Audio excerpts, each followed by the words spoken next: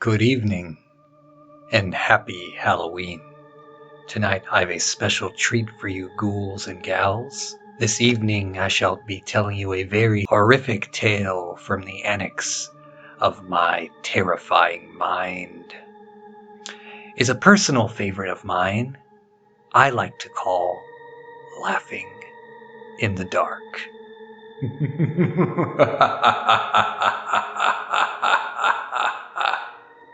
Bill Tanner, a retired USPS mail carrier, ran a local haunted house that had become quite well known in the city where he lived. Established as a terrifying and fun way to unleash people's greatest fears upon them, it was aptly named Tanner's House of Horrors. People came from miles away to spend a little under an hour in his intricate maze of morbid wonder designed to scare them silly. His haunted house was a dream come true for horror enthusiasts and people just looking to have a good time, especially during Halloween week. So it would come to surprise many folks when Bill Tanner, the self-proclaimed king of horror house, began to speak privately with friends about shutting his business down. Rumor had it that Bill believed something authentically paranormal was haunting Tanner's House of Horrors. At first, folks thought he was joking. But when his best friend Sam Willis spoke to him, Bill discovered that something was very wrong. "What do you mean, really haunted, Bill?" Sam asked. Bill shook his head, looking at the sandwich on his plate. "Like there's somebody in there, Sam," replied Bill. "Someone's sick." Sam took a bite of his burger, pointing at Bill as he chewed. "You sure your house ain't getting the best of you, buddy?" Bill looked around nervously. No. Trust me.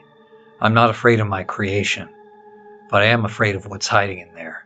Sam gave Bill a confused look. "Hiding? Like what?" Bill sighed and looked his friend in the eye.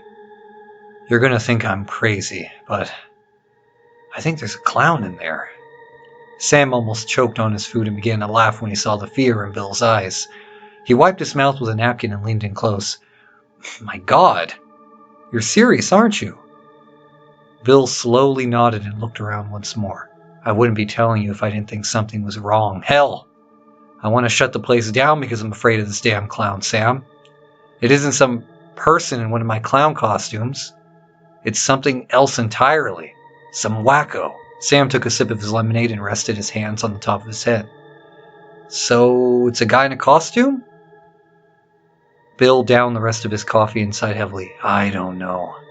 All I know is he freaked me the hell out. He keeps getting inside the haunted house and I don't know just how the hell he does it. I even called the police, but they couldn't find anybody in there. Deep down, I knew they wouldn't. I know the damn maze like the back of my hand. If I couldn't find that clown, I knew they wouldn't either. They couldn't do anything besides file a suspicious persons report." Sam shook his head in disbelief and gave his friend a concerned look. "Halloween is tomorrow, Bill. That's your biggest admission day.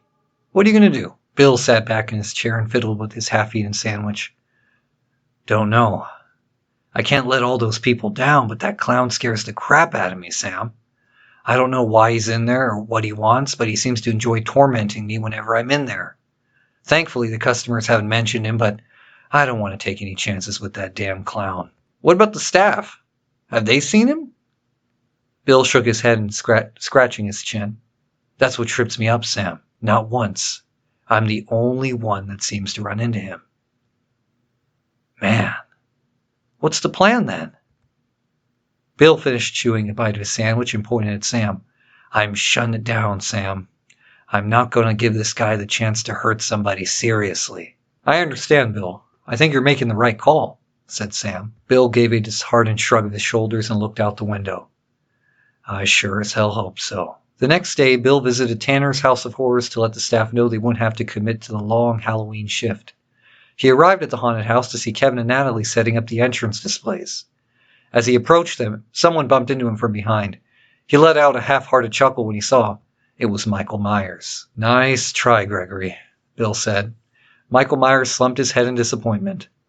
Gregory pulled off the chalk face mask and ran a hand through his dark, wavy hair.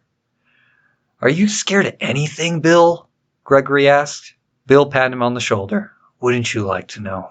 Bill chuckled, giving Gregory a sad smile. He walked up to the staff and sighed. Kevin seemed to notice something was off about Bill's behavior, and he stopped measuring a zombie cutout for the haunted house window to address the old man. "Uh-oh, I know that face. What's wrong, Bill?" he asked. Natalie stood next to Kevin, a look of concern written on her face as well. Bill looked at them wistfully and gasped at a glance at the haunted house. "Well, I don't know how to tell you this, but we aren't opening for Halloween tonight." Gregory gave Kevin and Natalie a dumbfounded look and shook his head. Natalie folded her tattooed arms, clearly upset. "Bill, you can't be serious! Your Halloween opening is like the most important one," she exclaimed. Bill hung his head and nodded. I know. Listen, guys. I don't want to do this, but I have a good reason. The haunt house isn't safe." "What do you mean isn't safe? This isn't about that weird clown you saw a few times, is it?" Kevin inquired. "Actually, no, Kevin. There have been some issues with the structural integrity of the ceiling inside, and I was made aware of it the other day. I called in an expert, and he said that part of the building was slowly caving in," Bill lied. Kevin nodded, although Bill could sense he was skeptical of the explanation. "Isn't there something you can do, Bill? I mean, just close off part of the maze and redirect our customers," Natalie suggested. Bill looked at her sadly, wishing he didn't have to weave this blatantly deceitful tale to his team. For a moment, he thought he should tell them the truth, that he felt a genuinely disturbed man in a clown suit was stalking the haunted house. Then he realized just how ludicrous it was to suggest something so outlandish, and for which he had no evidence. Bill imagined his staff would find him foolish for shutting down his business on an account of a clown. "No, I wish I could. There just isn't time. It will affect other parts of the tour that I've planned out perfectly. It's a shame this happened on Halloween." "But a lot of people are expecting us to open, Bill. How are we going to let all those people down?" Gregory interjected, a hint of distress in his voice. Bill took a seat near the admission booth and sighed deeply. "Guys, trust me. I feel bad as it is. I wish there was another way, but there isn't.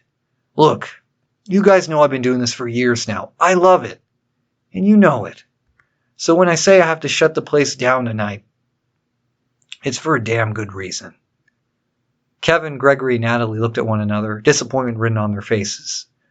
Bill slowly stood up and put a hand in his pocket. He pulled out his wallet and removed 3 bills. He held up the money for the trio to see. "I'm really sorry, guys. I'm not going to waste your time, and I'm even going to pay you a little extra for your trouble." He handed each of them $100. "Bill, $100? No, it's too much. I mean, we didn't even do anything," Kevin said. Bill shook his head and gave them a sad smile. "Guys, look, it's the least I could do. You guys have been the best team a crazy old man could ask for. Take the night off and enjoy Halloween." "So when can we expect to be called back? I mean, this isn't going to take long, is it, Bill?" Kevin asked. "No, don't worry, Kevin. A few days at the most. I know a good contractor who's going to come out first thing tomorrow morning to get started. I'll call you guys as soon as I'm done." Kevin shook Bill's hand and nodded. "Thanks, Bill." Gregory and Natalie thanked the old man also and took off. As he watched his staff walk away, Bill couldn't help but feel ashamed. Not for his decision to send them off, but for lying to a group of people that he knew, respected, and admired his passion for his haunted attraction. Bill started locking up the place and posted a few makeshift signs letting folks know that Tanner's House of Horrors wouldn't be open, it would be closed due to maintenance. He knew he'd get a lot of backlash for closing on Halloween, but what else could he do? It was better than someone suffering a malicious clown's attack. As he placed the entrance displays directly inside the entrance to the haunted house, he suddenly heard somebody chuckling behind him. Bill realized that whoever was behind him blocked his only exit. Afraid to turn around, Bill cleared his throat. "Who are you? What do you want?" After a few moments of silence, he heard the person slowly walk towards him, the distinct sound of loud squeaking coming from his shoes. Terrified, Bill spun around and screamed when he saw that it was the mysterious clown that had been haunting his attraction. Stumbling backwards in fear, Bill fell to the ground, his hands held out in front of him. The disturbing clown just stared at the old man, smiling at him with crimson lips. He had wild, lavender-colored eyes with messy indigo locks of hair that fell on his shoulders. His face was painted white with blue diamonds around his crazed irises. He wore a tattered red and blue checkered costume, including a large red tie hanging loosely around his neck. The clown slowly raised a gloved hand, and Bill could see he held a balloon twisted into the shape of a person. Bill watched in horror as the clown pulled a large butcher's knife from his trousers, pointed at him, and then popped the balloon. The clown began to laugh maniacally, waving the blade in the air as he danced in place. Bill quickly got to his feet and balled his fists in anger. He looked around and picked up the axe prop next to the headless victim dummy lying to his left. The old man raised the axe threateningly. "Get the hell out of here! Leave, or else I'm going to make you regret it," Bill yelled, his shaky voice betraying his false bravado. The clown stopped dancing immediately and tilted his head to one side. He waggled his finger disapprovingly and grinned. Just then, the clown reached behind his back and clutched the silver handle to the haunted house's entrance door. "Happy Halloween!" the clown yelled, laughing hysterically. He slammed the door shut and Bill found himself in darkness, sweating with fear. He clutched the axe prop close to his chest, trying to locate the light switch. Reaching along the wall, he found it and flipped it. To his surprise, nothing. Bill backed up against the wall, listening to the mad laughter of the demented clown that stood somewhere in front of him. All of a sudden, the laughter stopped. Bill shook his head from side to side and listened carefully, but he could hear no other sound but his own terrified, labored breathing. Just then, he felt the clown's hot breath on his neck, followed by a low chuckle. Bill closed his eyes, trembling from head to toe. "Just leave. I don't know what you want." After a few moments of the raspy, labored breathing on his neck, the clown finally spoke. "It's your turn to be scared," he said. Realizing that his very life was at stake, Bill swung the prop wildly over his shoulder and was surprised to find that the faux axe met the clown's head with a sickening thud. He heard the demented clown moan in pain and crash into something behind them. Bill took the opportunity to run blindly in the dark, looking for the haunted house's entrance door. He yelled in relief when his hand found the handle of the door, but his relief evaporated as soon as he discovered it was locked. Breaking away from the door, he ran back past the crazy clown and into the haunted house's maze. His only hope was to reach the exit door at the other end. Bill dripped sweat as he stumbled through the maze, feeling his way through his attraction. Without the faint dim of the hallway bulb situated along the floor, the maze proved a bit more difficult, even with his knowledge of the haunted house's main path. He quickly quickened his pace when he heard a loud crash behind him, realizing the clown was on his heels. Stricken with panic, he accidentally tripped on something and collided with what felt like his life-size replica of the werewolf from An American Werewolf in London. The prop collapsed onto Bill, pinning him into the display corner behind a large artificial tree that he had designed. As he struggled against the werewolf's weight, he heard the clown whistling down the hall. Bill desperately tried to push the set piece off of him without drawing too much attention to himself, but he could not find the strength to escape from underneath the weight of the beast. He decided to try and keep quiet, hoping that the lunatic hunting him would pass him by without notice. Squeak, squeak, squeak.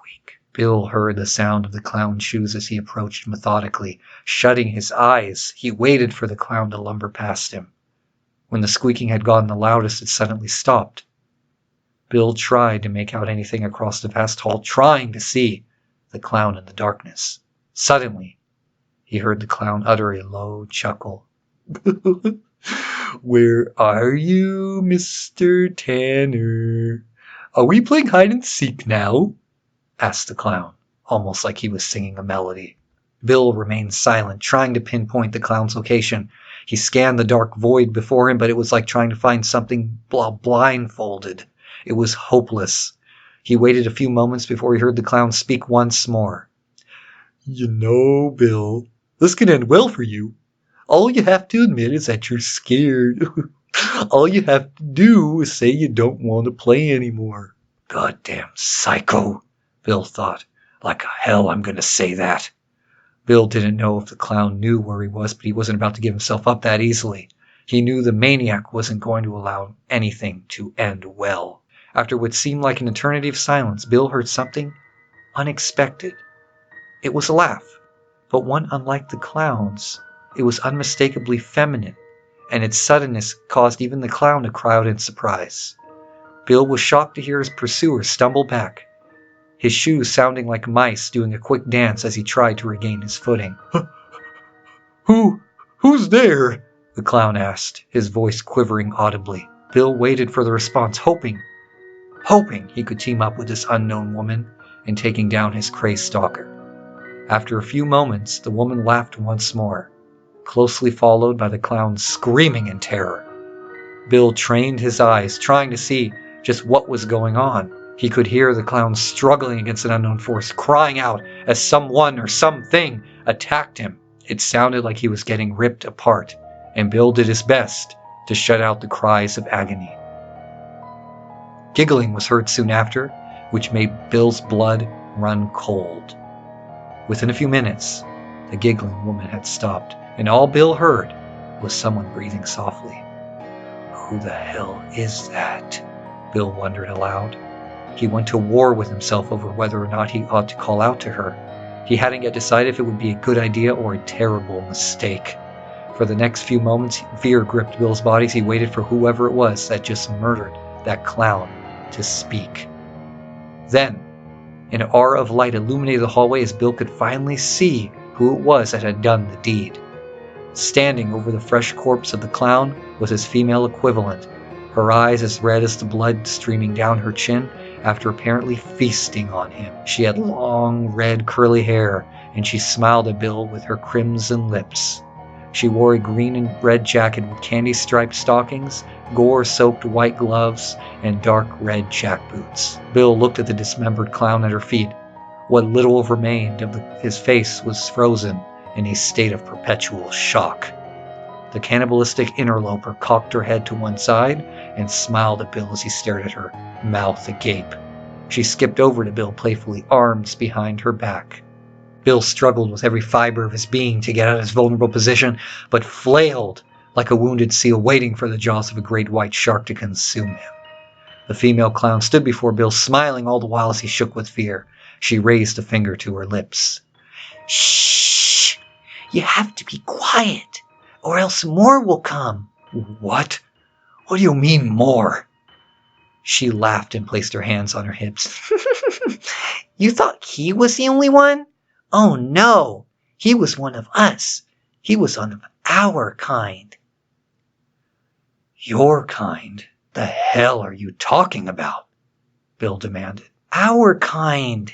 The clowns, all of us that live in this haunted house. Bill shook his head incredulously. No, how can that be possible? She chuckled. You just never noticed us, Bill, until you saw him. Now that you've noticed him, you can see all of us. Don't you understand? This place brought us to life. You created us. I didn't do a damn thing. Get away from me, Bill screamed. Why, Bill? You made me. This fear in this place, it made me. Your fear, specifically. Bill glared at her. I'm not afraid of you. She tilted her head, shaking her long red locks. Yes, you are, Bill. You know you're afraid of us. That is what made us. This environment helped breed us. Just get the hell away from me, interrupted Bill. Leave me alone. The clown shook her head. I'm afraid I can't do that, Bill. You're mine now. Bill motioned to the dead clown over her shoulder, craning his head. Then why'd you kill him? Isn't he one of you? Why did you save me? She looked over her shoulder and stared at the bloody corpse of her brethren, turning back to Bill with a sadistic smile. I didn't really like him. And besides, I don't like sharing. Bill choked back a cry as she slowly stepped closer to him, her face full of deranged glee. Sharing? She giggled. Yup, sharing. I hate sharing my meals. The mysterious aura around her diminished and the world faded to black once more. Bill screamed incessantly as she wrapped her gloved hands around his neck and sank her serrated teeth into his flesh. Within moments, the old man was gone. All that remained was the sound of a female clown laughing in the dark.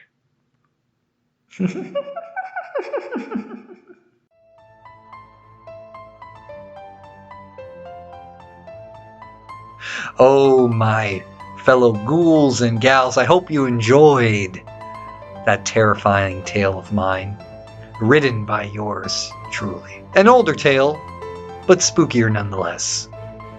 I wish each and every one of you a happy and safe Halloween.